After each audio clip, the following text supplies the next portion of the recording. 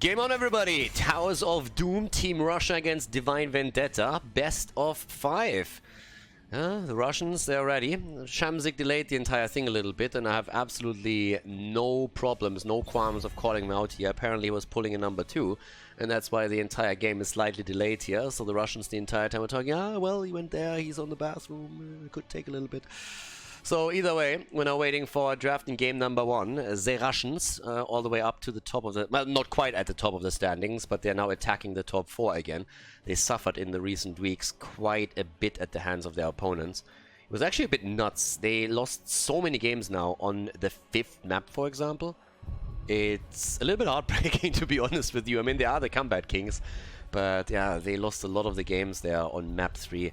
Had a couple of matches where they had a 2-0 lead and then lost 3 in a row and stuff like that. So it's going to be tough for them to really turn all of that around. But against Divine Vendetta, they are the favorite. There's the immediate ban on Abathas. We are on Towers of Doom. So let's have a look at this little setup here. What are we going to get from Stork and his boys? Stork not playing with them at the Masters Clash series.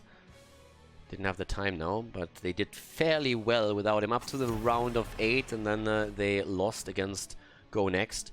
Now we're having the leader back in the team though, and obviously also their drafter. Ana banned out, Zeratul Maiev eliminated, which means that all of the tanks are still in play here. And also Tracer, and the Russians have actually really focused on Tracer lately. Not only them, we had a few other teams also doing pretty much the same thing. And that is Cavalry already in play, and the question is now, how do you deal with that? What do you pick away here? Do you pick the Malfurion together with something else, but then they can still play the Tacita plus X? So yeah, Barnabier has been Tracering it up all day, every day. To an extent where Tracer gets banned out against them, because these guys are just absolutely insane. Barnabier has gotten some kills on that hero. It's honestly nuts. Der Haka and Uberak. So Divine Vendetta is looking at this and is like, you know what? Screw it. We're fine. We can deal with this. Not picking anything away from you. Take whatever you want. We go for Noob, we go for the Haka. We have the global on the map. We have Engage. And we can always try and play around the Cocoon here. Okay, we've even seen some variant plays actually against Tracer. That's the extent that this has taken now. It was actually washed up, if I'm not mistaken. Who did that? The video is on YouTube right now, actually. Got uploaded today. It was an insane series where Washed Up played Varian against Tracer. So you actually, if you watch this series right now on YouTube, you need to go back a little bit in the video timeline, but you can definitely see it. Varian is on the thumbnail, and there's also an epic stamp right there on the thumb, because that was a crazy good series. Definitely check that out. And if you watch it on YouTube right now, hit that like button and hit it hard if you enjoy the commentary. If not, there's always the downvote, but then again, who doesn't like a good Heroes game? ETC, disregarding Blizzard for a moment. ETC gets banned on the 3rd position. Okay, I mean, fair enough. I really don't think that Stork was super tempted to go for that, but alright. So we have Malfurion, we have Hanzo. I could have seen a ban against Tacita, to be honest. Team Russia has played a lot with a double support setup here. In comes the Tyrande ban. No Anubarak follow-up. It's interesting that Divine Vendetta did not pick Tyrande beforehand, because obviously you know that the Tracer setup goes for Malfurion, since the synergy there is awesome. But that Tyrande was tempting on the early rotation, and now you have to go for a different support here. You can go Karazim, for example. He packs the punch against Tracer. You can also dive in with Anubarak on the rest and make a play there. But yeah. Karazim. Karazim and the Rat are in game. Alright, so Tracer's gonna get punched a little bit. Now the question, Tacita, yes or no? Tacita or no Tacita? The thing is, we don't really have an offlaner just yet. So normally you would expect now to have 2 melee heroes to be taken, and I think that's still going to be the case here. Now, Leo is up. You can play even Yorel. It depends a little bit on the main tank for them too. Could we see Turiel? Nah, it's Thrall and Diablo. Alright, Thrall and Diablo are being taken. And the last pick at this point for Martin. They need a bit more damage. Maybe another auto attacker here. As we're talking about Tracer as a good counter against her. Anything that makes it impossible for her to dodge the damage is always good against her and makes it a bit easier. But yeah, we have still the solo support Tracer, so that makes it a bit easier at this point. But the last pick for Divine Vendetta, it is Greymane. Okay, can go for the throat here, quite literally. And that sets the stage for game number 1. Towers of Doom, ladies and gentlemen. The best of 5 series starts right now with the first map between Team Russia and Divine Vendetta. Game number 1, Towers of Doom, Divine Vendetta against Team Russia. The Russians already on the right side of the map, means they start in red. And in true K-Comrade fashion, they have the slight bonus here. We have currently Death Knight on the left side for the blue team on Dehaka, Born on Anubarak, Smaragd on Junkrat, Slake on Greymane, and Martin on Karazim. A little bit of pressure against Banabir's Tracer for the Russian team with Fallen on Hanzo, Kolya on Malfurion, Stalk on Dibbles, and we have Shamzik on Thrall. Alright, ready to go. And yeah, I'm excited for this one. Again, the Tracer plays from Banana Beer. We'll see how he's gonna do with that. But he's been murdering it. Like, again, the guy also streams on Twitch every now and then, so it's definitely something to check out. But his Tracer performance is usually stellar, and it's one of the reasons why the Russians these days just hard pick that Tracer whenever they can. And it has been emulated by other teams too. We've been talking about this during the draft a little bit. But Nothing Left, for example, with DAB is also going way, way harder now on the Tracer picks, generally speaking. It's one of the reasons why we have Karazim a little bit back in the meta at this point, because he is just really good at dishing out damage against Tracer and can follow her jumps a little bit better. So if you want to get that dive damage in, then he can be an option, especially in a draft like this one, where Anna and Tyrande were banned out against them. So there were limited options of what they could go for. Born on Anubarak, still sitting at the side here. And the camps are being taken. Now this is one of those moments when oftentimes we even see the hardcore aggression coming from one of the teams as they decide to go for the quick invade. It's not really happening in this game now. Both of them are absolutely okay going for their own camp. And as I said, Born is at least sniffing out what's happening on the right side. But they're not committing to anything. They're not really making that early aggressive play. And it's always interesting because sometimes you really see it backfiring hard where a team starts to commit to it. And then they lose 2-3 heroes and play the entire rest of the game from the back foot, but at least for now we have both of them showing quite a bit of respect for each other.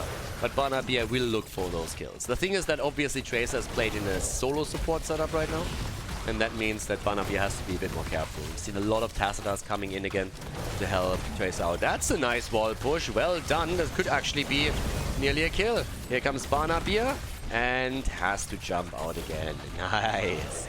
Also Born the entire time trying to hug the other heroes too, trying to make sure that Tracer has a tough time really getting the damage and the right clicks in against him. Sometimes a strategy that you see with Thrall, as we said in the past, or with the players that face off against Thrall. If you see a low minion like this, a player that goes up against Thrall can oftentimes just position himself on the minion itself, and so Thrall has a tough time connecting the chain lightning. And therefore doesn't get the stacks for his Echo of Elements as quickly.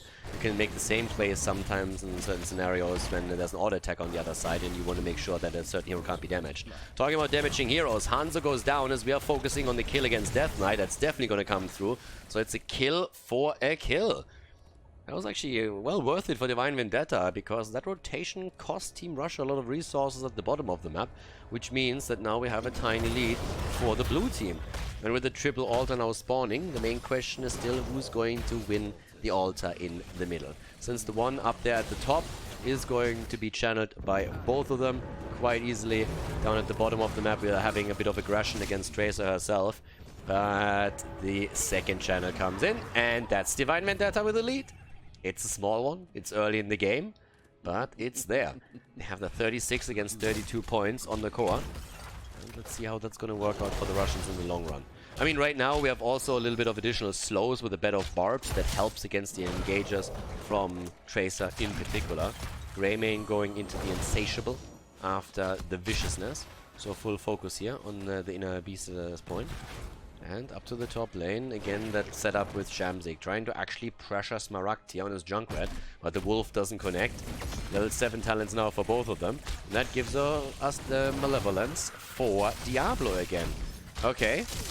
So with this we're also seeing, by the way, Anubarak still going into the shield. So Born is now in a situation where with a subterranean shield, even if he gets attacked or the bomb hits him, he can still try to burrow charge his way out of it and might be able to dodge the bomb damage enough to escape thanks to the subterranean shield that comes in on level 7. So far good for him. But there's the place now also with those pumpkins. And this time they actually invaded. This time Russia went over to the left side and started to take that slight advantage. Their own camp is still ready. It's actually a move that we're seeing from Divine Vendetta as they're thinking about maybe making a play for it themselves. But there's nobody there yet. Talking about making plays, Slake. There's the damage. They're trying to keep him alive for a little bit longer. And Tracer is eliminated by Karazim and Greymane. Nicely done. Divine Vendetta now with 2 kills against 1. Looking quite strong here. Job well done by the blue team. Because they are definitely starting to be a lot more aggressive here now as well. They want to get another kill and they might just get it in against Malfurion. Oh, Born, cooldown. Nah, Diablo. Diablo moves in and Kolya survives with less than 100 HP.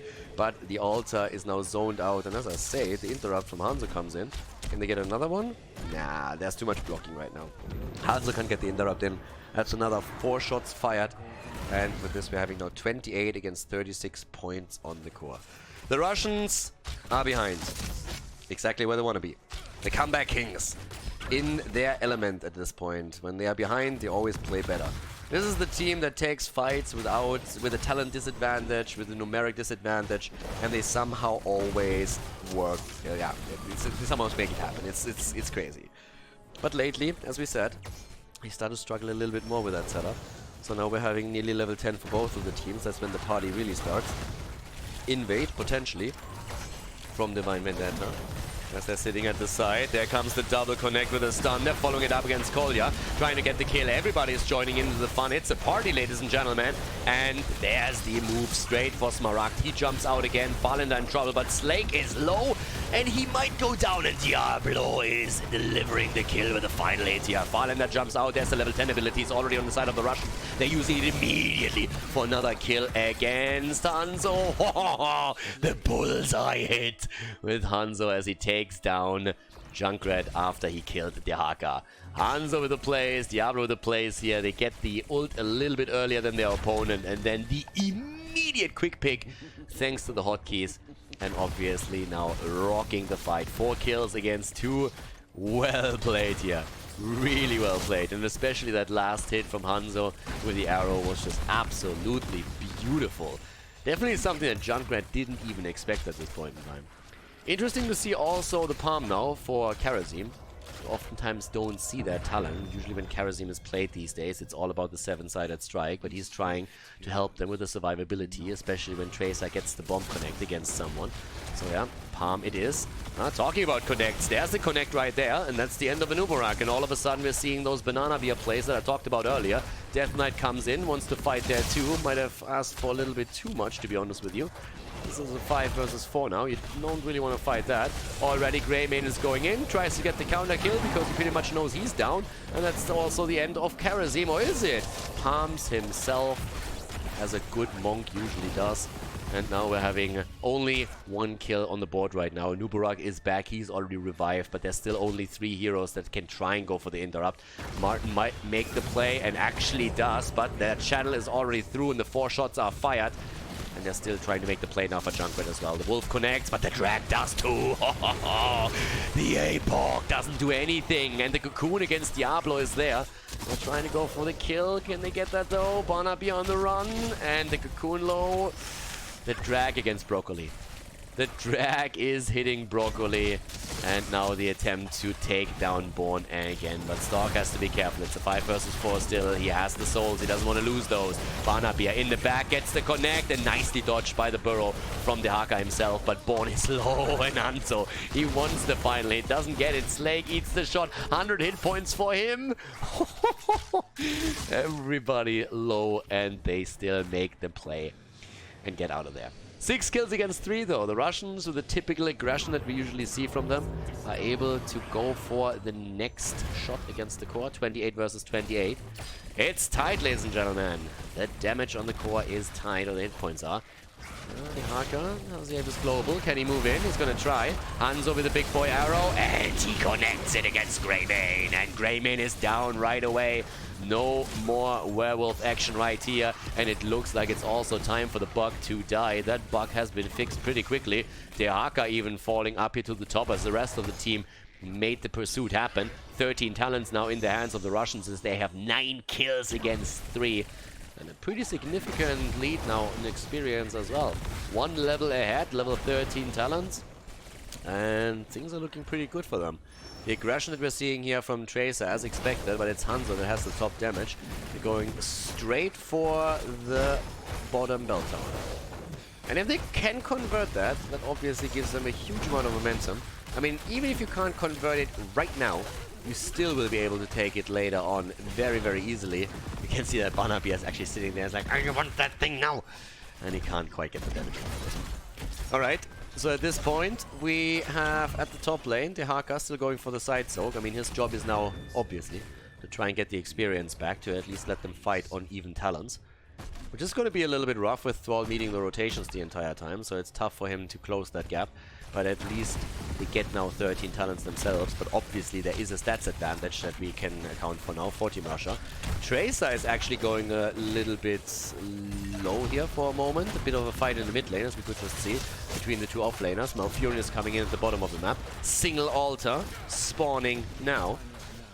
And another attempt for a fight with 13 talents on both sides. In comes Born. And in comes the Haka. They have the cocoon, but that was been bursted down already. Big boy arrow. The APOC.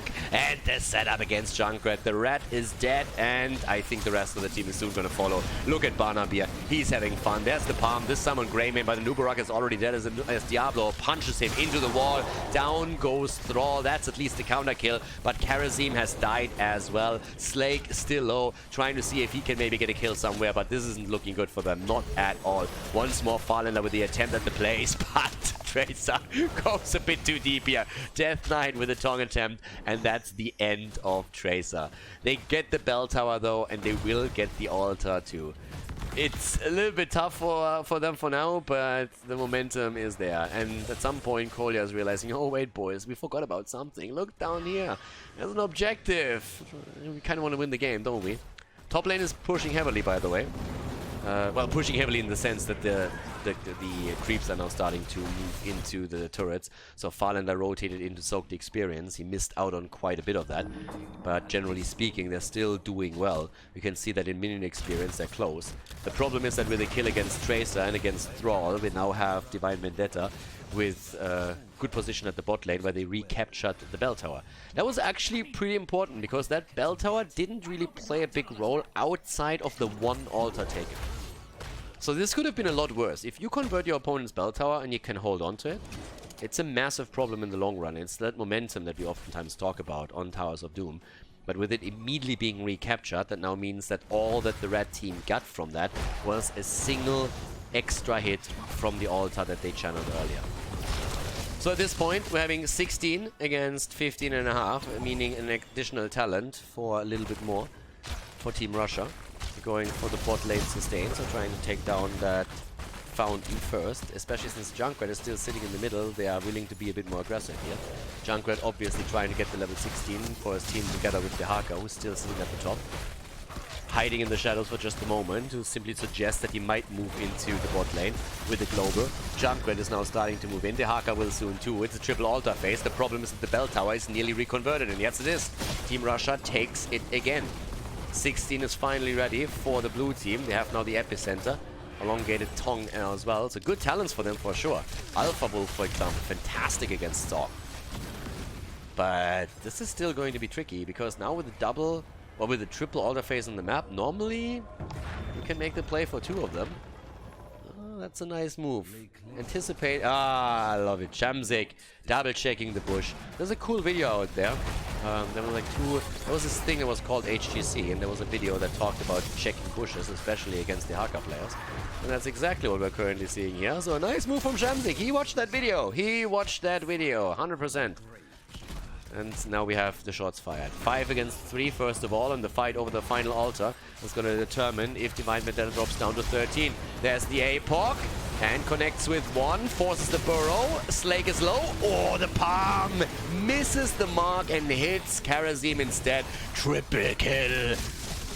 Down they go, and this is going to be end of Smaragd as well. 4 down, and this looks more and more like we're going to see that 5-man team. Why many did we do? Diablo comes in with a big push into the wall, takes him down. They're going for the boss. The altar is still up as well, and that's going to be in total 9 points off the core of Divine Vendetta, putting them down into their single digits right there.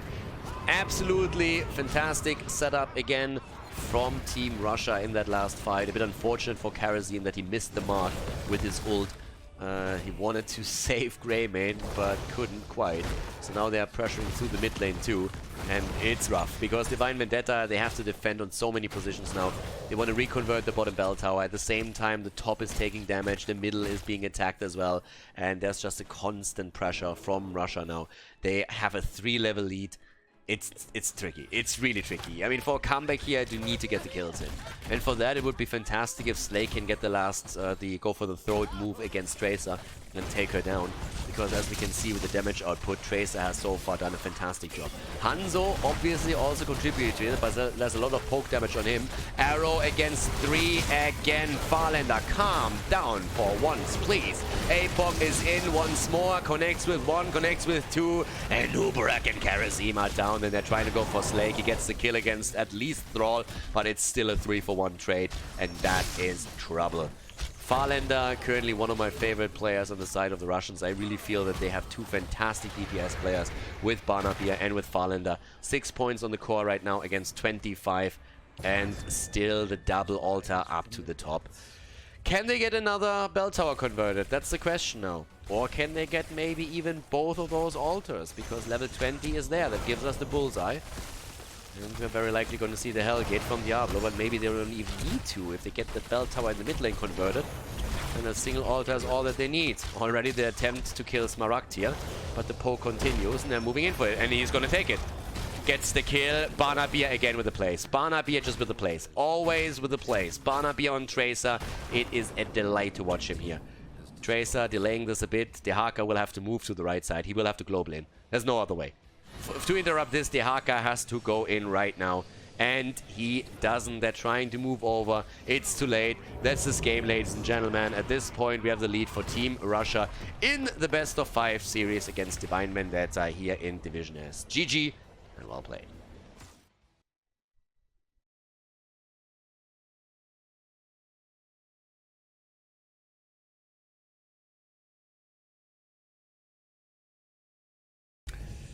Game number 2, Team Russia in the lead, ladies and gentlemen. Divine Vendetta now on Battlefield of Eternity, gonna try and fight back. It is the map choice of the Russians. Team Russia has taken the map. Divine Vendetta has taken first pick, first ban. So let's see how this is gonna work out. Again, the ban on Ana. It would be insane if they didn't ban Tracer or Picker. It has to be one of the two. It seriously has to be one of the two. Because after the little beating, again, it wasn't only Tracer, so I don't really want to make it seem like it was only Barnabier. There were insane setups that we had with the Arrow, follow-ups with the Apocalypse. There was a lot more to that, obviously. But the impact that the Russians currently have with Tracer is pretty ridiculous, and they are willing to commit to it all the time. So there's currently the ban, and they ban Zeratul. They have to pick that Tracer. Or they have to have some kind of strategy where they say, okay, they pick Tracer, we murder them in a different regard. Are the Russians going to ban Tracer?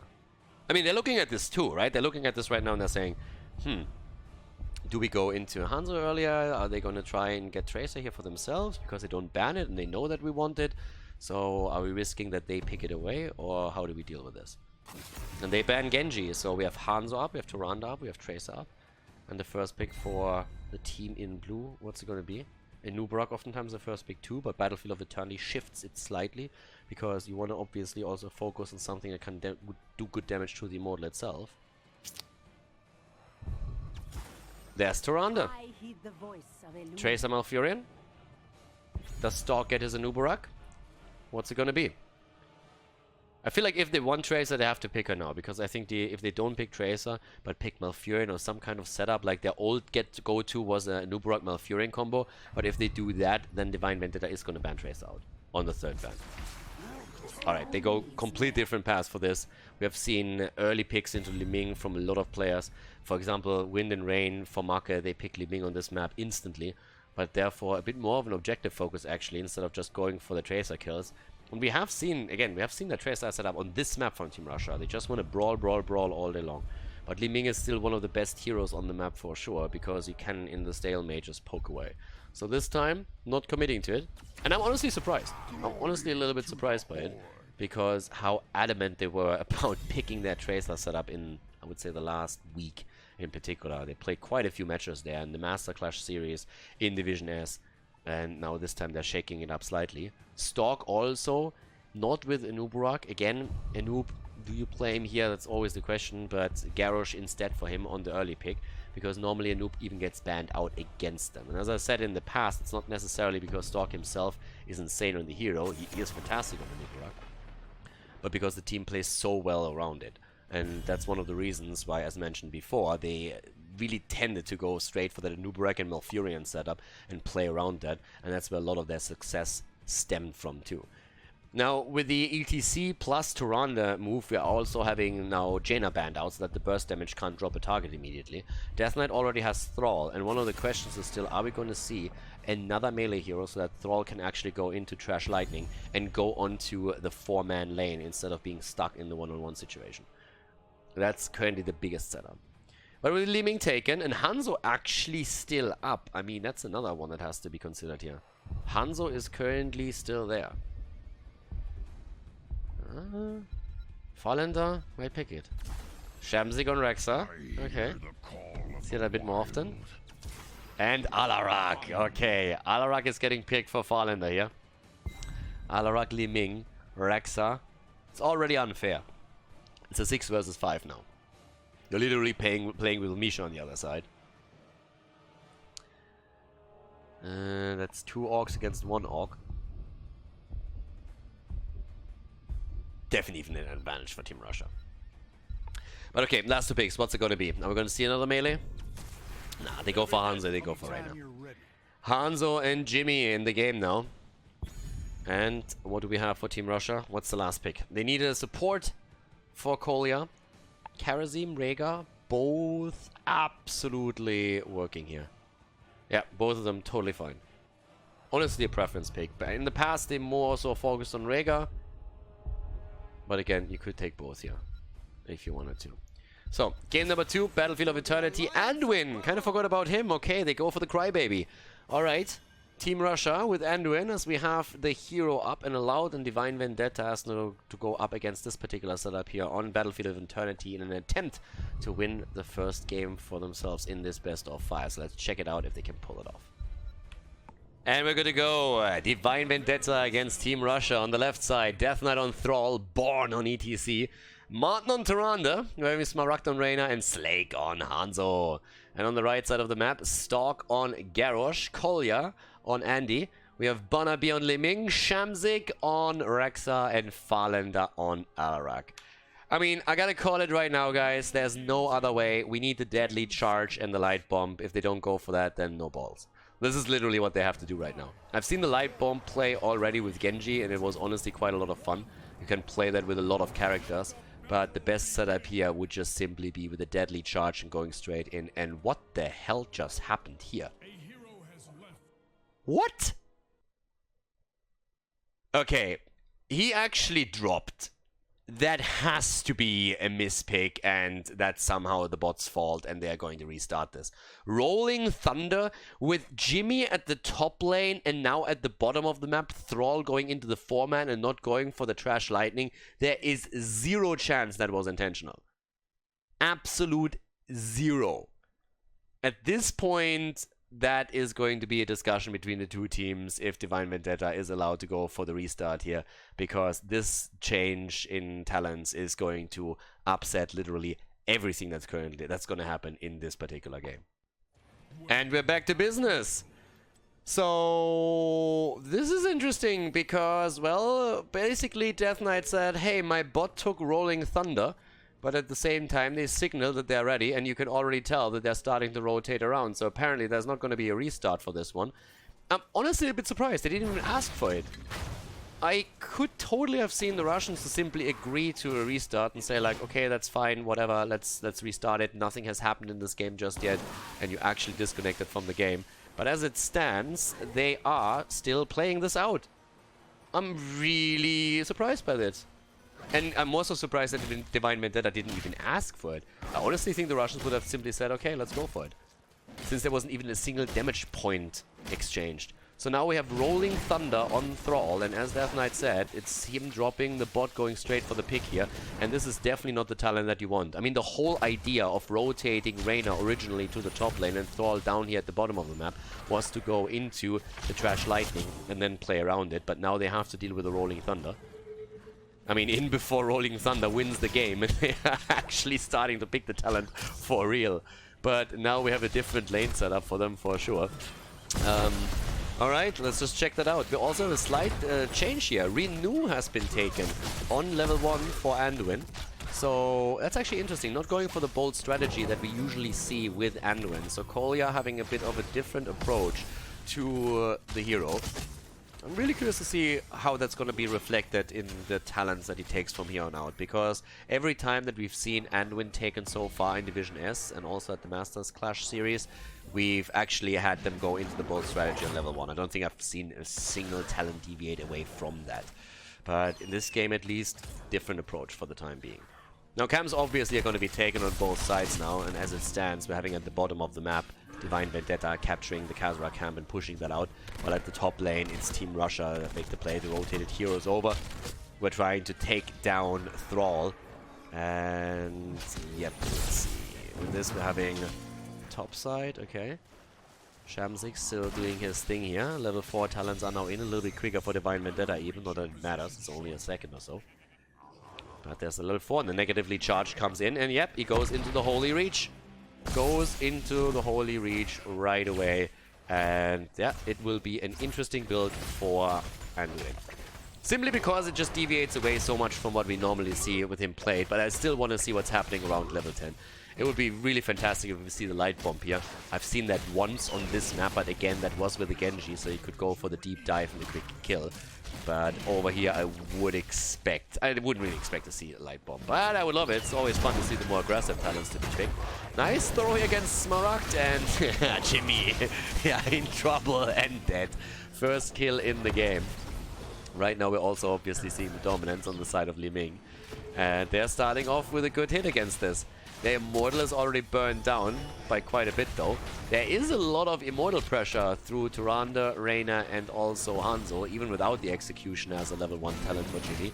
We talked about that talent a lot, especially in China. It is incredibly popular. Not only on this map, but pretty much on Tomb of the Spider Queen and many others too. I mean, I've seen it on Infernal Shrines, for example, as a huge focus for Reyna players. Definitely not quite something that we see in Europe that much. One stack for Farland down, the negatively charged on level 4. And the halftime show won by Divine Vendetta. They go for the play though. ETC is in trouble as he slides out, but he gets a lot of damage put onto him for free. Li Ming wasn't even there for that little exchange. That could have been the end of him. Now we have Banab here starting to make the move over. And this is obviously one of the moments where you can try and control these choke points against the opponent.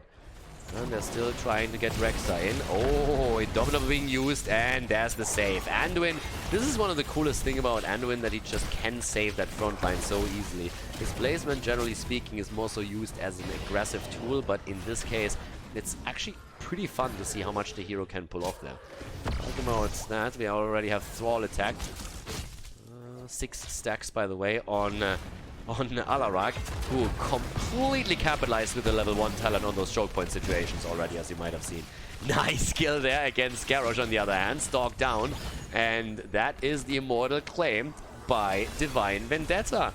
That's a big one too. That's a 50%er right there. Born was trying to go for the slide, but doesn't connect it, so they can't get another kill in. But that's already a decent setup, as the Immortal moves topside, and they're going to try and take the structures down. Rolling Thunder value, baby! I mean, it's all about that additional bounce, right? That's all that really matters. And I mean, without it, Thrall would have had no sustain here. I'm joking, of course. I mean, obviously you want to go for the Crash Lightning in this setup, but still, you have to deal with the cards that you're dealt. So, on this point, again, the power word shield, so a bit of a Divine Star focus. We've seen some of the build focus completely on Divine Star. But again, this time it's a little bit different. Calamity is in. Thrall at the bot lane gets murdered by Shamzik. What the hell? That shouldn't happen on a solo lane. It's a massive problem right now. And Slake is also getting attacked here. Still the stun against Stalk, and he falls again. No Indomitable this time. 10 stacks for Farlander on Alarak on the other hand. But the fort is down, and that's a big win right now. That's honestly a big win for Divine Vendetta. First Immortal, first fort. It's fantastic. But again, the death of Thrall at the bot lane is an issue. Not so because of the kill experience itself. It's more so because you lose out on lane experience because of that little maneuver. Since nobody else is there to soak it. So that's always a problem. Hunter-Gatherer taken on level 4 for Rexa. He's going to get another stack in here. He's currently sitting at 4, 5 including the globe that is about to spawn. And talking globe talents, I mean, ETC is sitting at 18 for the prog rock. One of the things that definitely helped him with that is obviously that they just won the Immortal, so that spawns an extra 2 for you. With this now, we're having, again, the aggression against Born. ETC doesn't even know where to slide to. Trying to get out there. Misha comes in. Everybody's starting to jump in. One slide after another, and... no! He gets out! Oh, Divine Vendetta. Yeah, they're working hard for it, but at this point they also have the luck. The winner's luck here. And again, it's even experience and even kills, but thanks to the kill at the top lane, they are starting to push in now with, well, first of all, catapults, but also with the Khazra cap itself, which forces heroes on the side of the red team to the top lane to deal with that. Also, outside of this, level 10 abilities. I want to see that light bomb. There's the prog roll completed.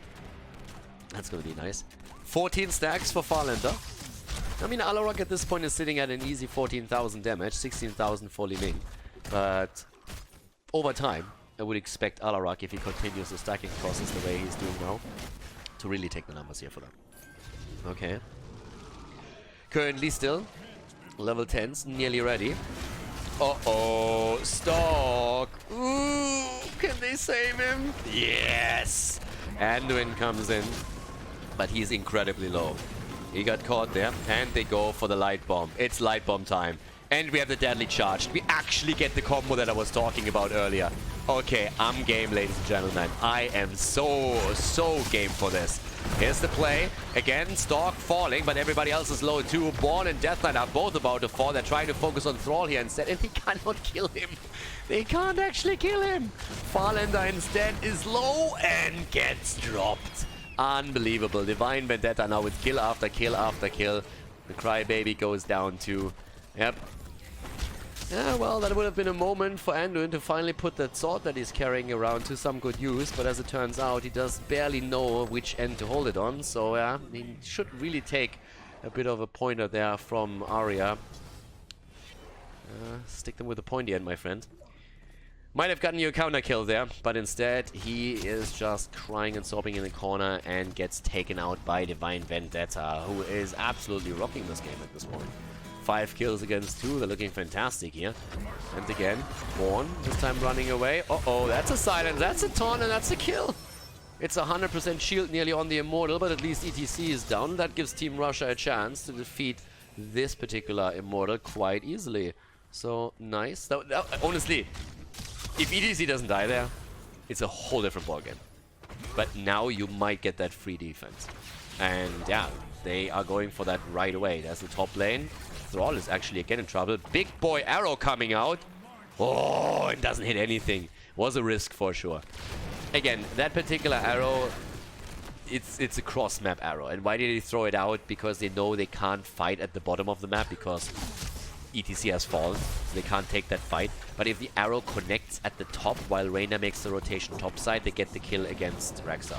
And if the arrow doesn't connect, it's a cooldown that you will have back in time for the next fight. So it was literally a freebie for him. It was a massive risk, high reward arrow. They knew that it would most likely not do anything, but they went for it anyways. Down at the bottom of the map, that's a different story though. Now that he apparently is still watching that arrow, so he didn't pay attention to what else was happening here. Either way, we're having the kill, and it's actually the man baby that is able to take the final blow in here. So Farlander and Anduin, they get the kill. And that's a bit of a difference now. So let's have a quick look at the damage output with this. We're sitting at 25,000 for Li Ming here, 26,000 for Thrall. He's still doing his thing. 5 kills against 4, level 13 talent. They're going to be slightly faster for Divine Vendetta. And they have taken both of the forts now. Thanks to the Immortal at the bot lane, they got the fort too. There's the 13 as well. I'm always a little bit skeptical when I see the Russians just barely behind their opponent, because I really feel that this is the moment where they turn it around, win the big fight, and all of a sudden just hammer you in the ground. Then again, you have on the other side that ETC with the Mosh Pit. Obviously there's Alarak, there's Garrosh to consider, there's Li Ming, there's a lot of interrupts. Misha, but there's the arrow, and oh, Anduin being useful, nice. That's why he's better than Bright. Light Bomb comes out too. Stork is again low and is trying to get the stuns and actually does pull that off. But they sacrifice Misha for the moment here at least. 16 stacks by now for the Hunter-Gatherer. And we're seeing 19 on Alarak, so he's going to be a bit more impactful as time continues, but obviously not quite stacking as quickly as he was probably hoping for. So top lane, slight pressure against the structures, but there's just no comparison between the two teams when it comes to that. We're having the Immortal announced again, and now with the camps taken on both sides, we're seeing, or we're gonna see, those Shamans pushing, but it's all about the attempt to win finally one of these Immortals. And so far, Team Russia didn't have a whole lot of luck with that. They lost both of them. And 2 Immortals took down 2 forts in total, so in structures they're falling farther and farther behind. This might be the last real fight that they're gonna get, and from that point on it might be a snowball approach. Yeah, Misha is down again. There's the play against Hanzo though. The light bomb not hitting anything. Fallen in this case was a little bit too slow with the silence. Arrow comes out from Hanzo on the other hand. Yeah, it's not over just yet. Anduin just flipping the trigger here slightly. Obviously ETC's Mosh Pit is still up, so we need to be careful about that. But still there's a lot of interrupts. They're making the play against Stork once more. Gets saved for now though. Back again. Camps at the top lane, camps at the bot lane, both doing damage. Much better for Divine Vendetta in the long run though, since they are already attacking the keep itself with it. But the rotation topside has happened as we see the Divine Vendetta defending their fort. And this is Rex at the bot lane trying to deal with everything here, especially obviously with that Shaman itself. Fight forced, Farlander, oh, gets thrown out just as we have the stun from Tyrande coming in. Okay. And now they still have to force the fight. They already have to tap here. And Banabir is already in a bit of trouble as he's low in hit points, even after the tap. 23 stacks now for Alarak. They're going in again. Here comes the Earthquake. Light Bomb once more used, this time with a bit more value. And they're starting to get the damage in. Can they get the kill though? That's the question. 5 against 4, and instead it's Misha that falls again. And Stork is also low. Might have to be saved here. Banabir actually nearly falling. The arrow comes through again and goes straight to North America. 6 kills against 4. And the halftime show lost Divine Vendetta with a place. And they want this one. Again, this is the big one. If you get this one and you delay it already slightly, then you have level 16 and an Immortal. Can't hope for more than that. Okay. Once again, we're having top lane. Shamzik sitting there. They're trying to take the damage here. They have to defend, but they can't waste too much time. They have to flip the switch at some point, or they will face level 16 talents. And they can't really do that. The Russians are struggling this game. They're struggling heavily, actually. Farlander has 24 stacks now, but they just can't get the kills. They're trying to go for Slake and get the taunt through. Slake doesn't have no escape anymore. And that's the end of Hanzo. Jumped into the wrong direction. There's the play against ETC. Light Bomb baby. And the kill. Double kill for the Russians. And now they have a chance of actually going for an Immortal here. Shamzik is a bit low, but gets already healed. They're making the play for Thrall now. Trying to body block him too. They go for Martin. He's in trouble. Tyrande can kiss her ass goodbye, because she's gonna fall right now. This is actually a cool interaction. I like this. Garrosh throws him in, and then we have Anduin pull him back out. That's actually pretty cool. Gets thrown in, gets one shot out, and then gets immediately saved by Anduin. So nice back and forth here. Early level 16 now for them, with the inner focus on Anduin. Mirror Ball.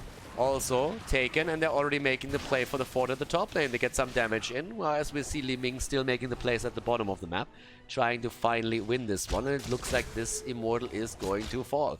Yep, they're going to deliver the final few blows. Stork, on the other hand, gets healed, and the immediate turnaround against Thrall again. And that's the kill right there. Garrosh survived, and this is just absolutely fantastic for Team Russia. How did he pull it off again? There comes Stork, tries to get the taunt through, and Alarak with a kill.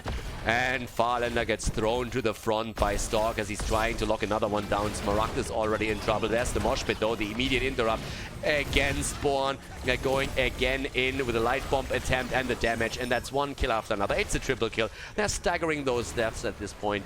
And the Immortal is already at the bot lane. That fort is obviously going to fall. But this is starting to become a disaster for Divine Vendetta. They looked so fantastic.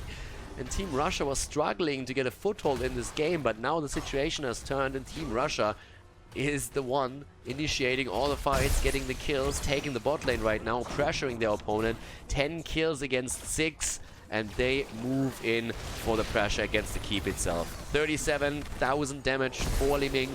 37,000 for Alarak. Rexa himself is sitting at 33k.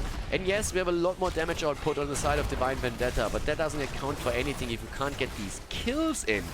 So right now, the attempt of Team Russia to get the first keep in the game, I don't think they can make that happen since the Immortal is already incredibly low. But they're trying to get another kill. They're still trying to poke around a little bit. Here comes Born moving in. Hanzo with the arrow. But that's a lot of cooldowns already used. They're going for ETC again. There comes the light bomb. Stork is low, but so is ETC. Oh, the Li Ming value. Nearly getting the reset there. Good damage from Li Ming, but not enough to get the final hit in. If that reset would have, on the other hand, connected, that would have been a very, very, very different situation. The fight isn't over yet. Nice save. Honestly, that's one of the coolest things about Anduin. You can say about the hero whatever you want. He doesn't know how to use a sword and he's crying all the time, but he definitely knows how to save his friends. Stork, on the other hand, he's beyond helping in this situation. He goes down as they're just chasing them one after another. Barnaby, he is just piecing out. He's just saying, dude, you're dead. I'm sorry, but I can't do anything here. And he can get the kill. He can at least do that. Farlander said, alright, I still got that. Gets a few more hits in too. Barnaby is just saying, hey, if you die, I don't want to die too. That's Farlander eliminated, and we still have Anduin in play. Barnaby gets healed, trying to move away. Power slide any second. Nicely done. Did you see that? Oh, the double! And they go for Anduin. The mosh pit value. Born with the big boy players right there. Can they go core? They're gonna try. They're going to try, as it seems. They go for the keep, but 3 seconds until Garrosh is back, and he has the taunt. I'm not quite sure if he can core here. Nisha's going to be back in 10 seconds. Do they have what it takes? Stork can delay them a little bit, but the core is getting attacked. 5 seconds until Rexa is back. The problem is that it's going to take quite a while for Alarak to come back into play, and he has to go for the taunt. Taunt is distracting them. The shields are down. Stork is trying to survive here. He might fall. The arrow comes through, and Garrosh is dead. Nisha soaks the arrow, but they save the core. Sacrifices himself, and the core is saved. Top lane though, somebody has to deal with that shit, because that's a problem. That's a big problem here. And Divine Vendetta is obviously now headed into the mid lane, but they're trying to get the Immortal itself. And that Immortal, if they get 100% shield on this, is likely going to end the game. Top lane keep already so far low. Full wall gone. How do you defend against this? Especially since there's going to be a level 20 for Divine Vendetta. They have to fight with 4. And they know it. You can talk about Garrosh all day long, but at this point it was the only play that he could really make. Okay, they're waiting. They're actually taking the camp first and allow Garrosh maybe even to come back. But they have another 10 seconds, and it's going to take Garrosh travel time to arrive in the fight too. And here we go. Divine Vendetta. They're looking good now. This is a back and forth in this game. I love it. Fantastic. Battlefield of Eternity, back and forth the entire time. That Immortal is in trouble. They need a kill. They need something. 37 stacks, by the way, on Farlander, but who cares if you cannot get the kills out. Garrosh is back to business. The bot lane is getting pressured. That's a problem. Misha in a bit of trouble. Barnaby gets one of the hits, and in comes at least the stun, the taunt, light bomb. They cannot get enough damage. Stork is low. Stork is low and about to fall. There's the mosh pit, but the interrupt is not quick enough. And this could be the beginning of the end. It should be the beginning of the end. They're going straight for the Immortal right now. And this is looking more and more as if Divine Vendetta might be able to get the 1-1 against Team Russia here. 100% shield immortal. Big boy wave at the bottom of the map. And now the lockdown against Farlander. Well done here, though. That was actually a really nice pushback that we saw from Liming with a wave of force. Saving Farlander's ass. Saving Alarak. 100% here. But now the catapults go down. I mean, well, congratulations. The problem is that up on the top lane, that keep is already about to go down. And how do you stop that immortal? The answer to the question is you kind of don't. Arrows is in. We have, of course, level 20 talents now, and they have to somehow force the fight past this. I honestly have no idea how you want to stop this. I think it's impossible. That thing is chunky. They're trying to break the shield as quickly as they can. They don't have level 20, and they can't wait for it either. They have to take the fight, but this is nearly impossible right now. Stalk is back. Can they somehow pull this off? It would be a miracle. It would honestly be a miracle. And they're trying to. Here come at least the Boars. They're trying to go for the kills in the back line. Arrow's already out from Hanzo. The Immortal has to be defended somehow, but they have to get the kills first. They're focusing for the fight. They know they have to get the kills. They have to get them quickly. There's the kill against ETC. And the Death Marsh is taking down Liming.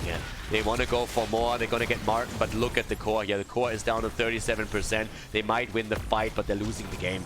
That core is down, and this is it as we have a 1-1, a 5-man team wipe against Divine Vendetta, but who gives a shit? Team Russia loses game number 2.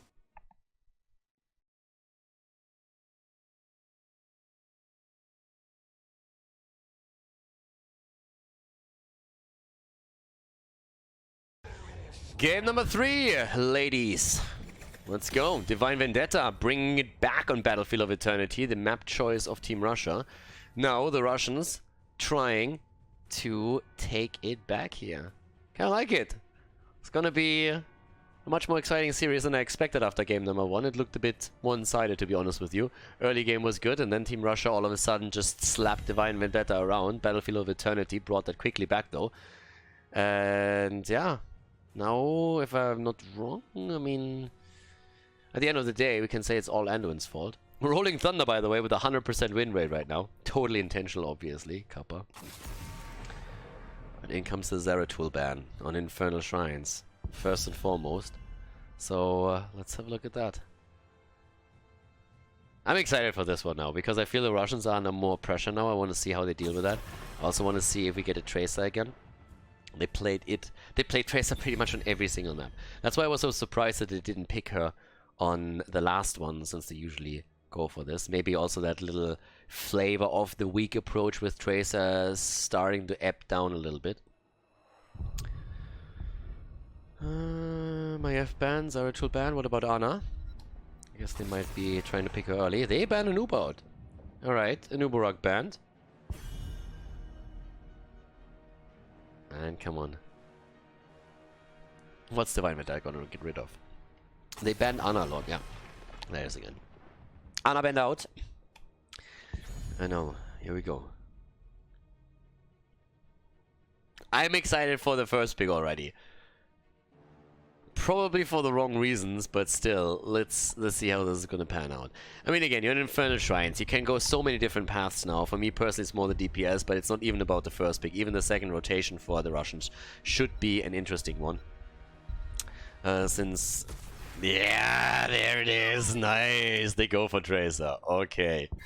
They go for Tracer immediately. Okay, there we go. Question, obviously. The first one is what happens to Malfurion. Is Malfurion picked by Divine Vendetta? It's a good hero on the map anyways, because you can use the roots to just lock down the access on the choke points that allow you to enter the shrine, so you can try and root your opponent there. But with Tracer in particular, it's a fantastic hero. So Divine Vendetta might be tempted to pick it away from their opponent, but instead, it's born on Tyrael. And we have Hammer. It's Hammer time. So good damage against Tracer through Hammer. But an early commitment, obviously, with the hero.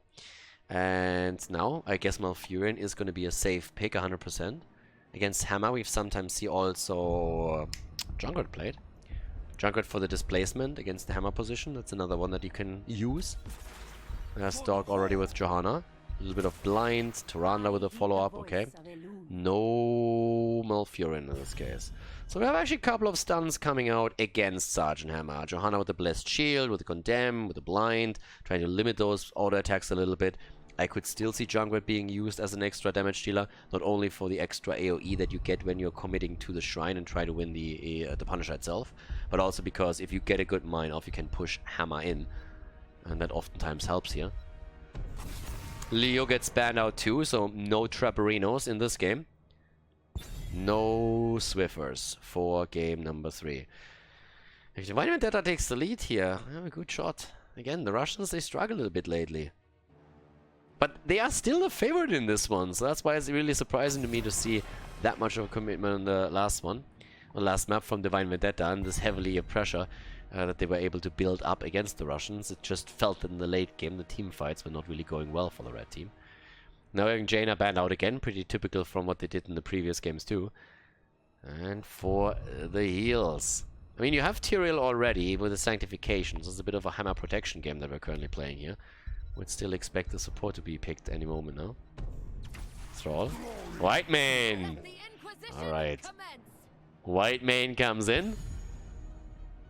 And the last 2 picks for their opponent. Is it Junkrat or not for Farlander? That's the question. He played actually a lot of Mephisto on this map. Just throwing it out there because it's something that mainly Wind and Rain did with Mucker. But we actually have Farlander lately playing a lot of Mephisto here and really doing a lot of work. And they played it also with Tracer together. Tracer making sure that everybody focuses on her. Now we have Shamzik actually on ETC, okay, for the solo lane. And Farlander on Gul'dan. And the last pick on Smaragd for Divine Vendetta, as they have now to deal with that situation. I mean, this is a power slide into a Tyrande stun, Gul'dan damage, AoE from him. Great against Sergeant Hammer, obviously, too, since you are more or less guaranteed to get those stacks in with the Echoed Corruption. And what's going to be for Smaragd? Tassadar! Double support even for Hammer, with extra shields from Tyrael. Okay, game 3, everybody. Infernal Shrines as we're heading into the 3rd map of the series. Game number 3, and let's find out which team is going to take the lead here in our little best of 5 at Division S. On the left side, we have the blue team, Death Knight on Thrall. We see Born on Tyrael. Come on, Death Knight, pick that Rolling Thunder again. Martin on White Mane, we see Slag on Tassadar, and Smaragd on Hammer. So protect the Hammer composition with a full commitment here, with double support plus Tyrael shields. Storg on Johanna for the Russians, Farlander on Gul'dan, Shamzik on ETC, Barnabia again on Tracer, and Kolya on Tyrande. It's time to shine. Echo of Elements for Thrall this time. No misclick in this game. But again, they won the game after all, so, well, hashtag worth it. With that said, we're seeing them moving straight through the middle and a little bit of a poke, but obviously it's all about the Hammer time on the side of Divine Vendetta. That's what they're gonna focus on quite a bit. Keep Hammer alive, get the damage in against Tracer as best as you can with those auto attacks.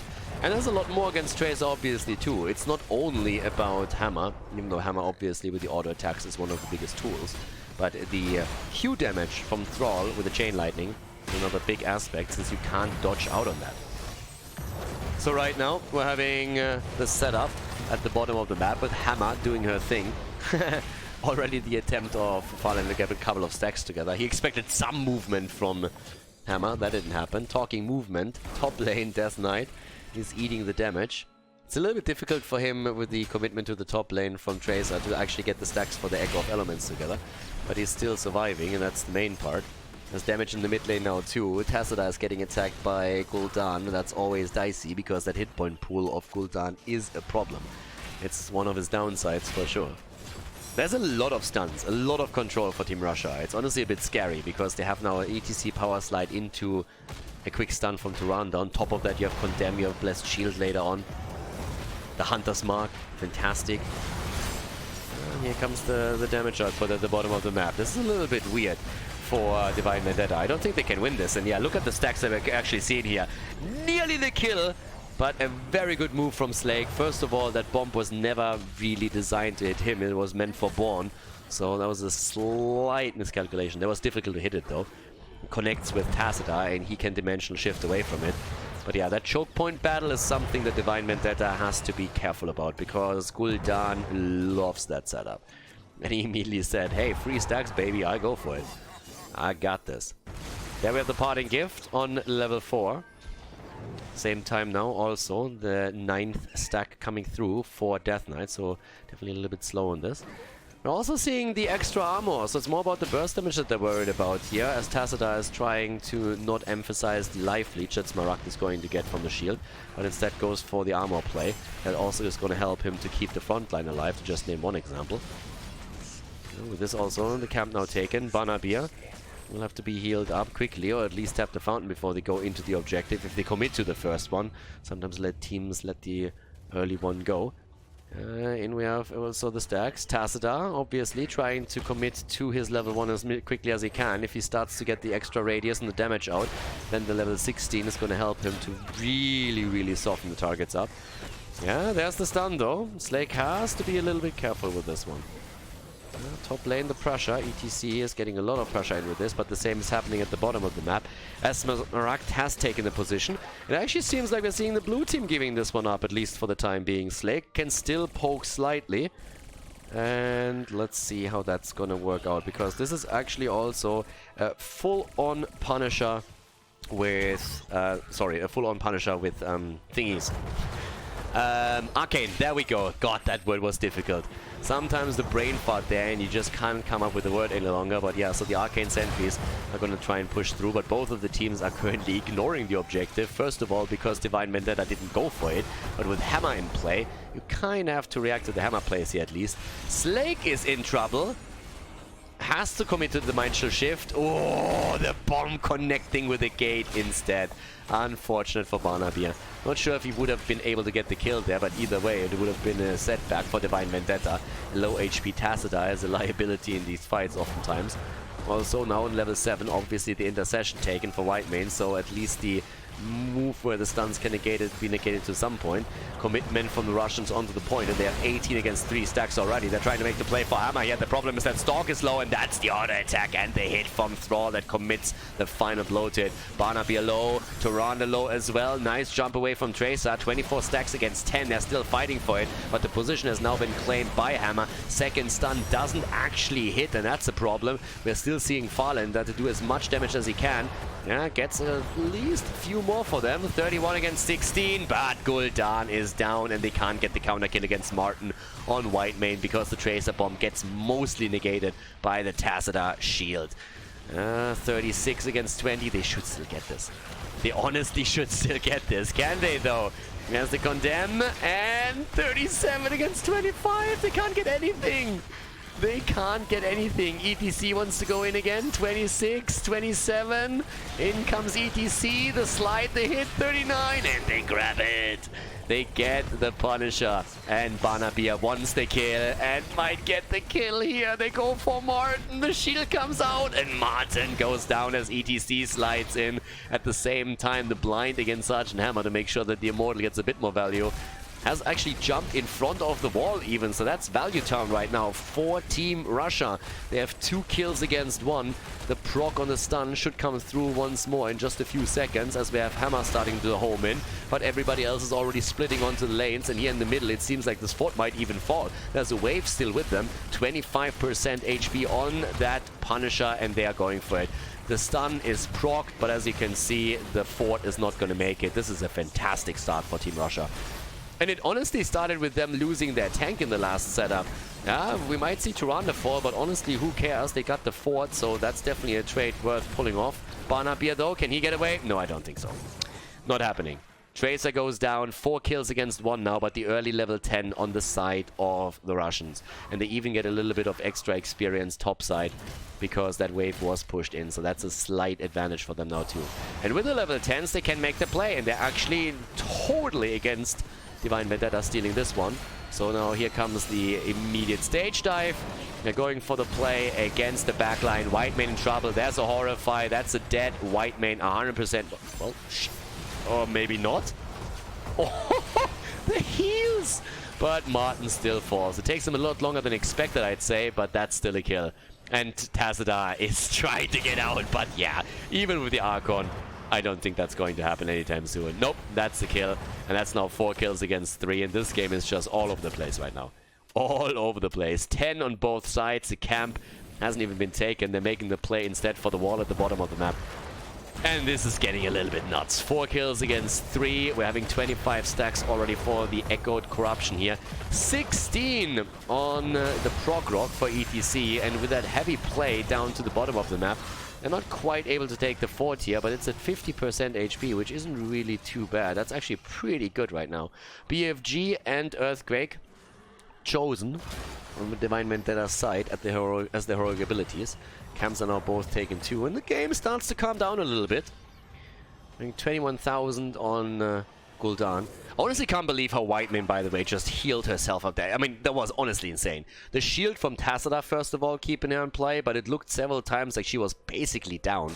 And then she goes up to 75% HP again. Martin definitely scaring Team Russia for a moment. That's one of those moments where you think, okay, we have a kill secured. And then it turns out that's a lot harder to get the kill, and then you question yourself, did we commit too hard? Are we getting punished right now? Is this turning against us? But they get it eventually, and then obviously the second kill against Tassadar too, that really helped them. Death Knight is still sitting topside and is just poking slightly against Tracer, but now the first turret is down, the second one is maybe not falling. Well, actually with the wave pushing in, it's most likely going to get dropped. And that's level 13. ETC, I don't think it's going to fall here, slides through and should be able to walk away from this. The problem is really the level 13 talent that we're going to see now any second for the Russian team, because they have another big advantage as we're going into the Immortal now, sorry, into the Punisher fight here over the Shrine. They're even trying to make the play for Tassadar for just a second. But that's not enough damage. No. We're going to see this committed to just a moment. You can even poke the bot lane out a little bit more. And with the level 13 talent and Prog Rogue now also completed, there's little chance that Divine Vendetta is even making a play for this. Or are they? It feels like they are. They're already behind though, by quite a bit I might add. 17 stacks against 1. Are they really willing to fight this without the talent? Topside, ETC is pushing this through. Stage dive any moment whenever they need to go for the play. 23 stacks right now. Stage dive doesn't hit anything but zones them out. There's a Sanctification. No power slide just yet. He waits it out actually. Pushes Hammer back. And there's the immediate slide out. Good damage again, but Shamzik needs to be cautious. Stalk comes in once more. Shamzik still getting attacked as Thrall is trying to body block him. Might even get the kill here, but ETC is able to survive. The position on the Shrine has been taken by Divine Vendetta again, but they're down. 29 against 20. The stacks that we're seeing right now, and they're getting pushed out once more as Barnaby is starting to zip in. We have Farlander already committing to even more stacks, also using the Fell Flames here, and they're going to get another one. 100%. This is theirs. They're going to get the Punisher. Top lane, then again, is pushing against them. So ETC is starting to make the rotation. He has another 28 seconds on the stage dive. So with a little bit of time, he might even be able to contribute to a team fight again, if it ever comes to that. At this point, it's the second fort that falls. And ETC is obviously now, with the top lane pressure, also in a position where he can help them to get even farther ahead in experience. Death Knight looking for the flank here. The small gate opened up so that they can follow up on the Punisher stun when it gets proc. There's the Blessed Shield. They try to make the play here. They go for Smaragd, but they can't quite make the play. Barnaby is in trouble. Gets the bomb out, recalls, and is about to fall. The stage dives. Oh my god! He actually survives. How did Tracer survive that? Unbelievable. Unlucky for Divine Vendetta. Barnaby on the run again. The BFG comes out. That Punisher has still done a bit of damage, but now they all move away with a 2-level lead. Not a single kill, neither on the Shrine nor afterwards. Unbelievable. I honestly, how did Tracer survive that? That was insane. Didn't see the flank coming at first, and I mean that was literally Thrall just waiting in the shadows. Have to recall into the team again, and that was 10 HP or something. It was nearly single digits, and they actually survive it. So the threat obviously for... even they keep taking some damage. The threat from the perspective of Divine Vendetta is definitely a snowball, or should I say an avalanche, around the level 16 talent. Oh, and Slake. There's a power slide, there's a body block, here's a dimensional shift up. The problem is there's going to be a follow-up on this. Yeah, there's the Archon, there's the stuns, they're getting the Blessed Shield out again, they want the double kill even, and they're going for Whitemane. Actually escapes the stun, gets the shield from Tassadar, and they're surviving. Thrall is at the bottom of the map. It's a 5 versus 4 right now, but that fort is going to deliver a few hits, or not? Are they actually getting out? Whitemane again with a level 13 talent, now locking down Shamzik, has the harsh discipline here and is using it. And they actually couldn't make it there. I was waiting for the Horrify the entire time, honestly. They didn't commit to that yet. A little bit of mid lane pressure now, thanks to the 2 catapults that they have and the extra camp, so they get some free damage on, especially with the 13 talents, and that gives us the Ruinous Affliction. Gul'dan isn't quite done yet with the level 1 stacks, but sits at 34. Stuns are coming out, Condemn comes in, they're heavily pushing this now, and ETC is in the meantime at the top lane and is trying to get another fort eliminated, and has obviously the stage dive that he can use to also jump into this fight if the wall ever breaks and it's a full commitment. That isn't really the case just now, but ETC is still doing his thing, sliding in, getting the damage in, trying to wait for the next wave to finally get this. But the full rotation from the blue team to see if they can maybe even get a kill against the cow. Not so far though. 16 against 14. Next shrine should be announced soon. Spawning mid lane, by the way. That's where the wave just got... Oh, sorry, the wall just got broken down. Right, once again, let's have a quick look here at the damage output as well. Hammer on 37,000. And they're going for the keep. Keep gets attacked. They might not be able to quite get it here, but that's a lot of damage on it. It's down to half HP. Even less. They're trying to make the play for Johanna. Stork, I think he has the Iron Skin still up, does he? Well, maybe not. Maybe I'm wrong. ETC jumped into the back line. Shamzik is completely isolated here, gets even pushed back. And they're going for the kill attempt. The Harsh Discipline again. BFG, there's the Horrify. They're trying to go for Thrall. And immediate white mane with the ult. Saving them. The quest completed for Gul'dan, but can they get a kill out now? They're still lingering around, trying to see if they can maybe get another hit in. And especially with Gul'dan, they have a chance to go for that keep. But the Shrine's activating in another 7 seconds. 16 talents are close for Divine Vendetta, but they're not there yet. And they're starting to make the way back in towards the top. Alright. Top lane, by the way. That's where we are seeing a fort fall now, but it's all about the objective right now for most of them. Farlander, the only one. He's actually starting to zone in a bit to the top. Might be able to just drop a quick corruption there. But they go for the play. 16 versus 16. Now here we go. Divine Vendetta with another opportunity. Bottom keep is still in play. The lead once more for the Russians, but the double storm is now also there. And that's fantastic for Tassadar. He can soften them up and also get the AoE against the minions. 24 against 5. Massive lead for Team Russia right now. Divine Vendetta has to flip the switch. They have to make something happen here. And it's going to be tricky for them one way or another. Divine Shield, Blessed Shield is out again.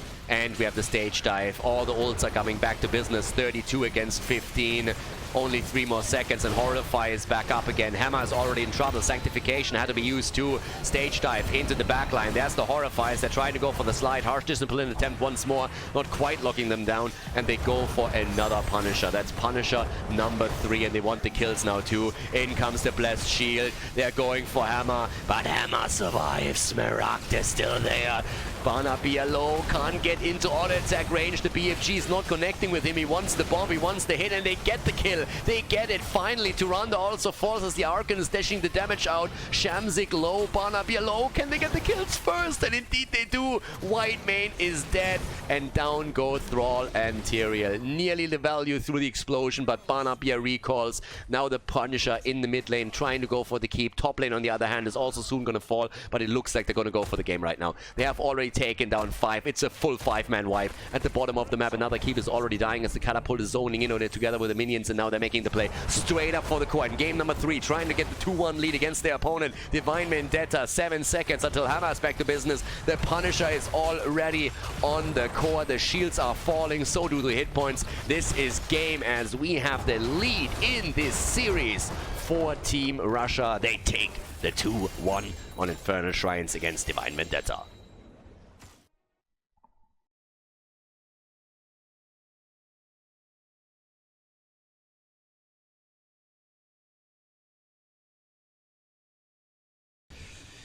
The lead for the Russians, ladies and gentlemen. They've taken it on Infernal Shrines. Now we're going into Dragonshire, our 4th map. And yeah, let's actually check out how this is going to end. Are we going to see map 5? Or are the Russians winning this one as well and taking the 3-1 victory? It was actually a lot more back and forth of what we actually seen here.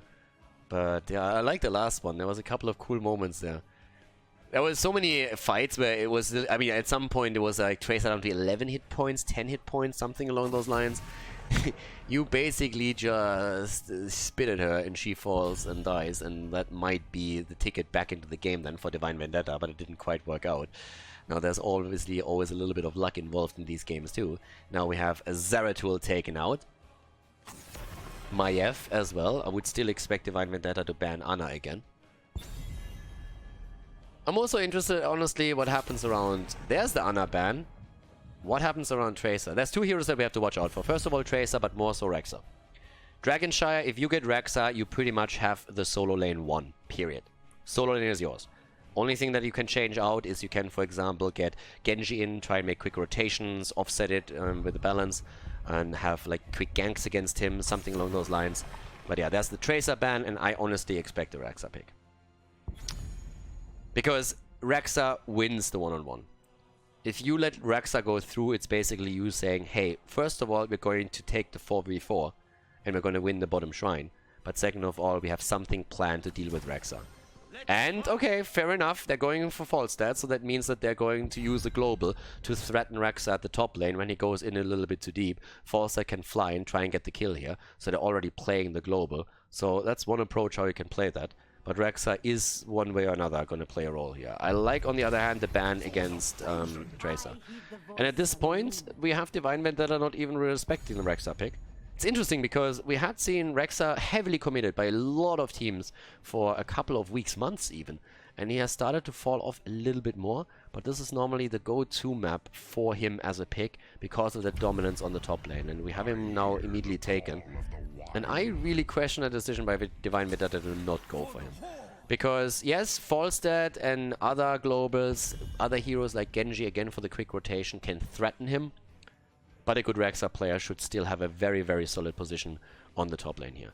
And now we have, on the side of Team Russia, a play where they have the top lane through Rexa. They have a global with Falstad, so they have a really nice setup here already right from the start. I expect the Jaina ban again, as we've seen in the previous game from Team Russia, just to make sure that Divine Vendetta can't go into the Nubarak stun combo with Tyrande follow-up, plus the additional damage on Jaina itself. So yeah.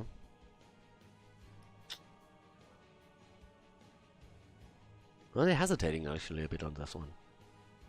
Now Fury gets banned and they go for Hanzo instead. They ban Hanzo out and they let Jaina through. Alright.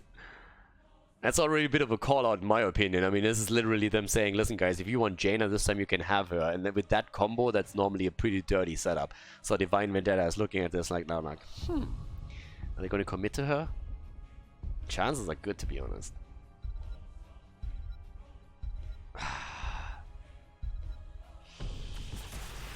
Leo and Junkrat. Okay. They're going for the Junkrat play, and they have Leo together with that. I mean, he can drain pretty nicely against Rexa, topside. But now the last two picks for Team Russia. Rhaegar for the camps. And Alarak. Banabir going for that again. Actually, a little bit of a switch up. I'm curious to see if they're switching the heroes over, or if this is actually Banabir's Alarak after we've seen Farlander on Battlefield of Eternity. Having a lot of stacks, but not exactly the impact that they were hoping for. What else are we going to see in terms of damage, though, for Divine Vendetta? Are they going to go for a little bit of a triple melee setup? Not very likely, to be honest with this. Could still happen, but again. Or do we have that range damage coming in? Is it still the Jaina pick? Greymane instead! Alright, Greymane! Could be a cursed bullet setup for them too. And that is game number 4. That's Dragonshire, ladies and gentlemen. Could be the end of the series, depending on Team Russia's performance. Let's jump in without further ado. Game number 4. Could be the last one, depending on the performance here right now. Divine Vendetta on the left side with Death Knight on Leoric, Born on Anubarak, Martin on Tyrande, Smaragd on Junkrat, and Slake on Greymane.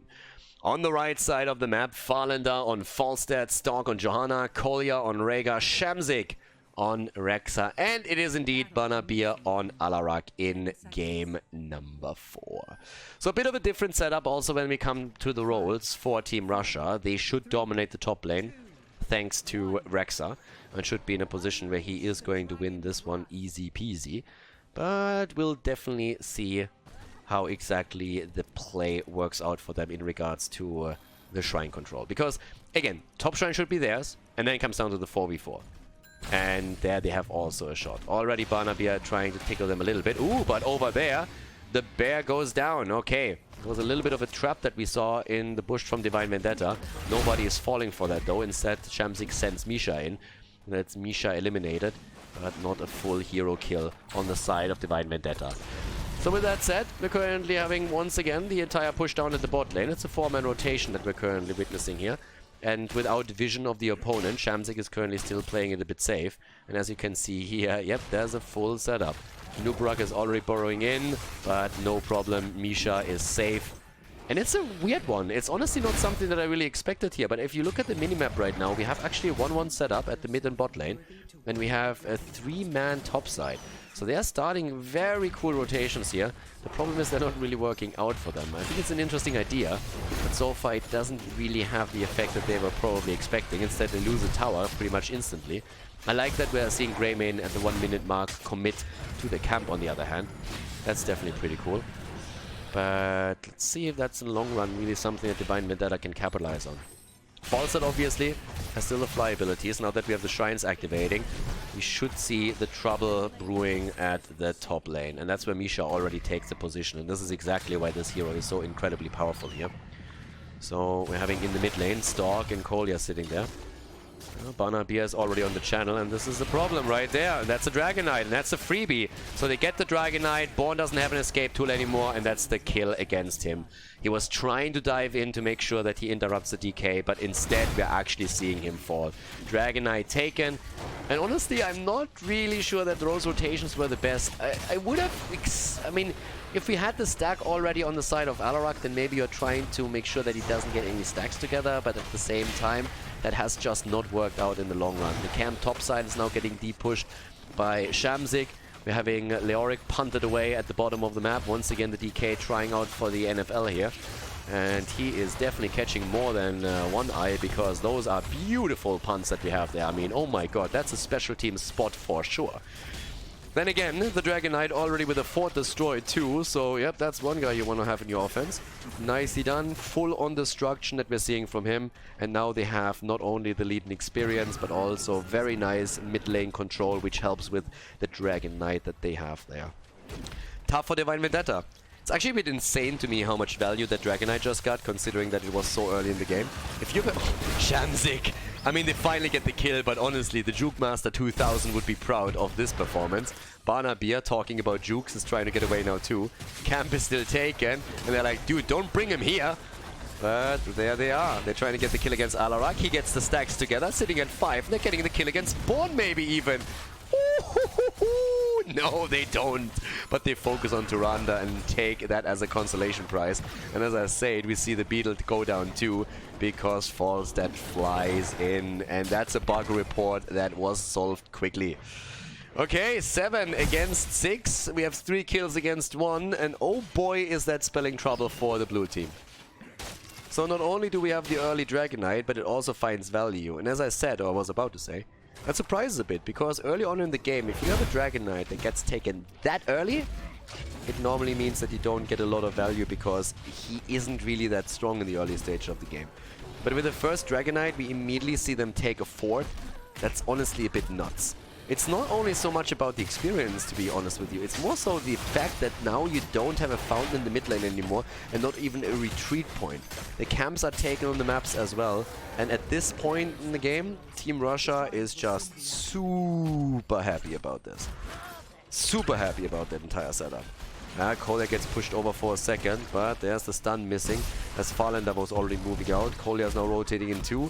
More stacks coming in for Barnaby, who's currently sitting at 8 stacks already, at 9 stacks on his level 4, the negatively charged. And that's decent damage for him in the long run. I mean, he's gonna be pretty happy with that. Carapace build for the Beetle. The shrines are activating again, and that means that eventually Leoric is going to lose the top lane. Falset is actually rotating in without the global, I might add. That means that he can fly back down. So that's more free damage, and that's a free kill. Down goes Leo. Can still fly down if he wants to, but he helps with the position here. And yeah, again, it's right now, this is a full disaster for Divine Vendetta. This is them honestly just looking at this and they're like, oh boy, that's gonna hurt. Look at the experience. Nearly level 10. That's a level lead around level 10 abilities. good luck with that. The only hope that Divine Vendetta has currently is to get level 10 themselves and then execute a couple of combos here. Because now that Born is already losing hit points at the bottom, the only way you can play this is with a numeric advantage. And they're trying to do exactly that.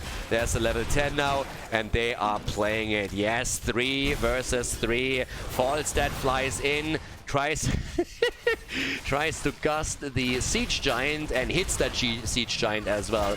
Farlander, therefore, with full value on the Gust right now. That was the one target he was aiming for, 100%. He wanted that Siege Giant, and they get that Siege Giant. Don't get anything else, though, and they're not even getting the Shrine down here. That's a bit of a disappointment. But yeah, all jokes aside, I mean, he obviously was trying to force them into a fight without level 10 abilities. Didn't quite work out. The angle wasn't really there. But yeah. So it's 10 versus 10. Honestly, this could have been worse. This could have been way worse. And now we have the play for Rhaegar. The stun combo is in and get wrecked, son. The counter kill in the meantime, though, against Junkrat that he falls. Yep, that is Farlander making up for the Gust. He gets the solo kill against the Rat. And so yeah, we have a 5 versus 2. And obviously right now also with the Wingman build, another Siege Giant camp about to be taken. The Self-Ancestral, by the way, never went through from Rhaegar as he was trying to keep himself alive here. That combo was just too well executed by Divine Vendetta to allow him for that much time. Talking about combos, they're trying to go in for the play again. There's the Gust, this time much better, and all of a sudden we're having a Nuburak down. That was a great setup. And look at Tyrande. She's falling too. She's definitely going to fall here. Gets isolated and gets wrecked. 17 stacks by now. Junkrat trying to make the way to the top lane for the channel. I don't think that's happening. Instead, we're having Shamzik over here. And he is going to get that. That's going to be an easy Dragonite for them. There we have it. The move through. Where is he actually going to go with this one? At the bot lane, we already have the Siege Giants pushing in. Could rotate to the top lane, to be honest with you. In the middle of the map, the fort has already been taken down.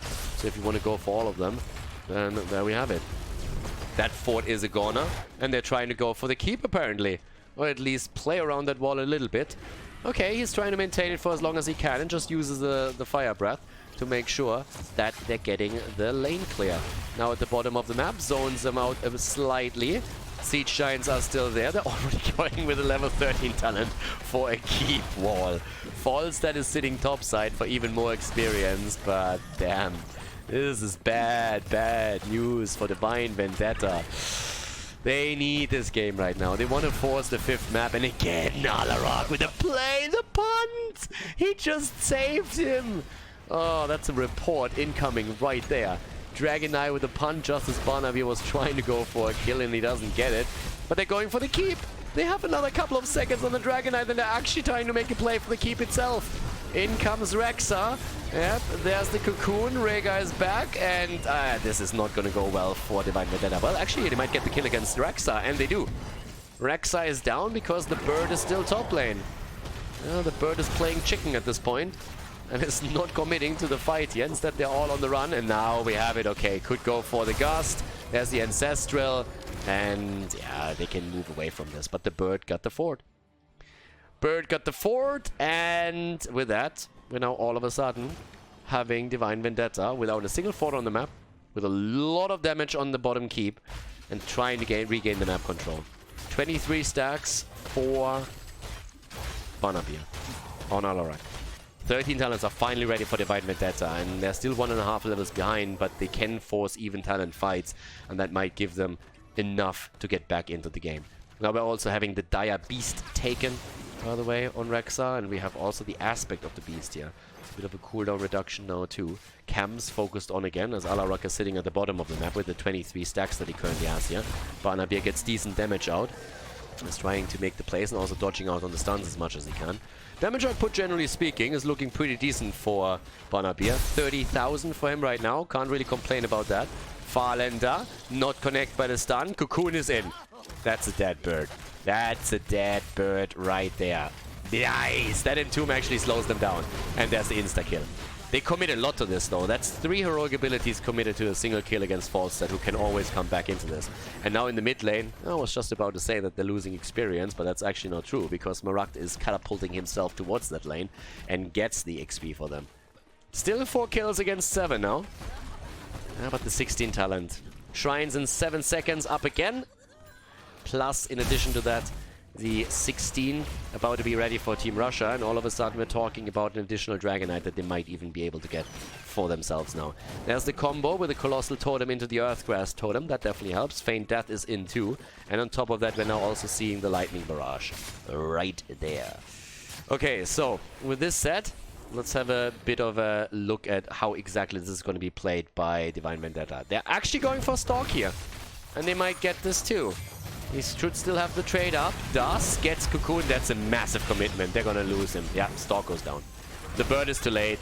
Stalk goes down. I like these 5-man approaches from Divine Vendetta now. They're already behind. They need to make something like this happen just to get the kills in.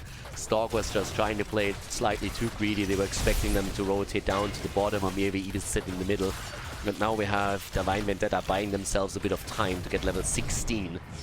Which is highly important there, of course. Junkrat even rotating around again to make sure that they're not losing another Dragonite. The fight at the top could still be triggered though, especially now that they know that Junkrat is down to the bot lane. They know this is a 4 versus 4 at this point. But Falstad has made the rotation too. And Falstad wants the kill. Gusts him into a corner and gets quite a bit of damage out. Is there another barrel roll that he can commit to? Ooh, no. Yeah, Smaragd was a little bit low. Yeah, this is not the only one. There's Greymane. Alright, they get some freebie damage onto him. As Barnaby was sitting there. But in comes the Dragonite attempt. And yeah, they're gonna get it, aren't they? Oh, they make the plays. Cocoon on the ground. They show them the bird. And that's gonna be a channel. That's a Dragonite. Nobody interrupts the middle. Dragonite number 3 for the Russians. Stalk gets once again slightly caught there, but it doesn't matter. Divine Shield comes out. The Blessed Shield, my bad. And we have the Ancestral saving the bird too. Leo is about to fall, like he should be dying here. And Martin is also dead. That's a double kill. Falstad flies in for the Gust. Doesn't even need that. They are punting Junkrat around and he gets saved again. That's the second time now. And in the meantime, Slake is taking the bird apart. Yeah, wolves like chicken and he gets that chicken for dinner right there. Winner, winner, chicken dinger. Slake with a quick kill. But they still go for the keep. And this is a free one. I honestly think that without those deaths on... First of all, with the kill against Junkrat and with the bird not falling, I think they had a chance to maybe get even a bit more out of this one. But one keep is already worth a lot, and they're trying to make the play now also in the mid lane to get maybe damage onto keep number 2. And they should be able to pull that off. There's another 20 seconds available on the Dragonite. So yeah, starting to make that play here. Oh, Slake. Ooh, baby, you need to be careful, my friend. The Cocoon is out once more. And there's another pun, so they're going to save the target. Barnaby jumps out quickly, gets another stack in also for his negatively charged on level 4. And with Misha now back in play, they're starting to go straight back in for this one. Falstad can fly in again. I think he has the cooldown ready. 31 stacks right now, and the bird is on the move. Bird on the move. Can't properly fly to this, but Farlander is now starting to move in. Has the Gust ready as well. Can Gust, doesn't Gust. Tries to go for the kill. Martin is low. There's the Gust finally as Barnaby gets attacked. Might fall, does fall. Slake on the other end. Gets out. Nicely done. Slake actually with cool plays here. Nice damage again. Martin nearly falling to that boomerang. But he's not quite going down. Bot lane, on the other hand, that's experience lost, by the way. That hurts a little bit, but the catapults at least are eliminated. 52,000 damage. Alarak, first death against Vanapia, or first kill against Vanapia. But he is leading the numbers here by a huge margin, too. So, had a huge amount of sadism as well, by the way, just as he died. So, that's a bit unfortunate for him. 35 stacks for him right now. But it's the level 20 that really concerns me most. Divine Vendetta will have to fight against the Storm talent advantage. Actually not quite sure, didn't pay any attention there when exactly the timer is going to be up again for the shrines. If they can fight with the 20 around that, but that would be the biggest issue for Divine Vendetta. Their advantage, or the one thing that they always kind of seem to be able to pull off, is getting quick kills against their opponent whenever they need to buy a little more time. And yeah, that's bad news. 27 seconds until the shrine is back up. And still more than a level behind in experience. 20 is going to be there. They're already pushing this out. Falstad might even be able to help out with a quick steal right there. And with Farlander now moving in, I think that's going to be the case. He should have a couple of stacks together. There's the first one. Oh, there's a Nuburak moving in though. Bot lane has to be defended. They're actually going to let this slide for now. Yeah, Farlander has learned his lesson. Slake wants him. That wolf is hungry. That Wolf is very hungry. Stalk at the bot lane, taking the Shrine. At the top, they're doing it too. Now they have the level 20. Epic Mount taken. Double shield. Once the blinded by the light, and then also the Storm Shield for Johanna and Rhaegar. And the Boars, again, with the kill command. More damage, more roots, more everything. And the rotation is there. Looking for a potential hit. Barnaby. Combo attempt? No, not quite. Gets a hit in though. 37. And chunks him down. And there's the epic mount. Farlander. Ooh! He might have done goofed here. Oh, Slake wants the chicken. Goes straight in, but the fight is more so centering around Tyrande right now. She's about to fall. Goes down as Alarak gets the kill. Falstad is again moving in, and the Dragonite has also been taken. Slake retreated, didn't go for the bird because he tried to help out his teammates, but with a level 20 now falling in, it's a bit of a chaotic start into the fight, but it's still a fantastic setup for Team Russia. They obviously want to go for a game, and in the meantime, they're trying to take down the keep at least. Leo is extremely low. Nearly has fallen here. 44 stacks, by the way. Again, the epic mount, but Smaragd escapes. Insane damage from Alarak. 65,000 by him. They go for the core. They try to end their game here. It's a 5 versus 4 for the time being. And they're using Kun. They're using everything. They're defending as hard as they can. But Alarak is just getting one hit in after another. And he takes down Junkrat. He goes for another one. 46 stacks for him right now. Slake in trouble. Slake is down. And so is the core. This is going to be game as Team Russia takes this series. The best of 5 in Division S. With a 3-1 victory. The core is falling, so do all the heroes on the side of Divine Vendetta. A full 5-man team wipe, and this is game. Dragonshire ends in favor of Team Russia as they take the 3-1 victory.